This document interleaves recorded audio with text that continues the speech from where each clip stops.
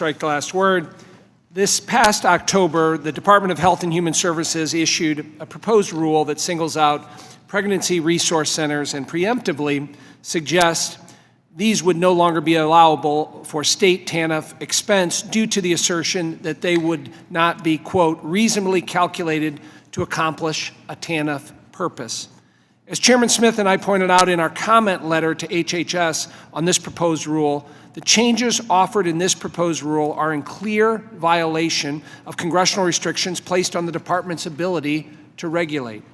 When TANF was created with bipartisan support in Congress and signed by President Clinton in 1996, the overarching goal and stated purpose in statute was, quote, to increase the flexibility of the states, unquote. Likewise, the committee report emphasized the importance of state flexibility 7 times and stated that TANF's purpose is to, quote, increase state flexibility in providing assistance to needy families, unquote. To protect this purpose, Congress explicitly limited the ability of the executive branch to issue regulations for the TANF program. Section 417 of the TANF statute states, quote, no officer or employee of the federal government may regulate the conduct of states under this part or enforce any provision of this part except to the extent expressly provided, unquote. Not only should any new restrictions on TANF state spending be done through legislation as opposed to regulation, but this proposed rule unfairly singles out crisis pregnancy centers and preemptively suggests that funds to these entities would no longer be allowable TANF expenditure should the proposed rule become final.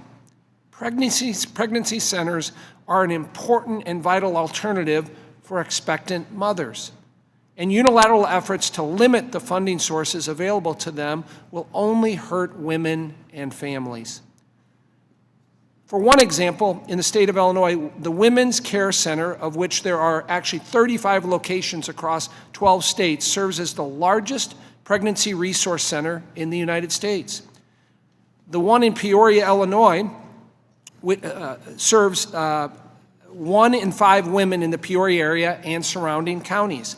In 2023 alone, the Peoria Center had just shy of 47,000 total visits, performed nearly 8,000 total services, and assisted in the delivery of 620 newborns. It's an absolute asset to our Peoria area. The bill before us today, the Supporting Pregnant and Parenting Women and Families Act, prohibits HHS from finalizing, implementing, or enforcing this or any similar rulemaking that would restrict the use of TANF for pregnancy resource centers. I want to thank my colleagues, Ms. Fishbach and Ms. Tenney, for their leadership on this issue and urge my colleagues to support this bill and the vital services pregnancy resource centers provide to women and families and our communities. And I yield back. Ms. Sewell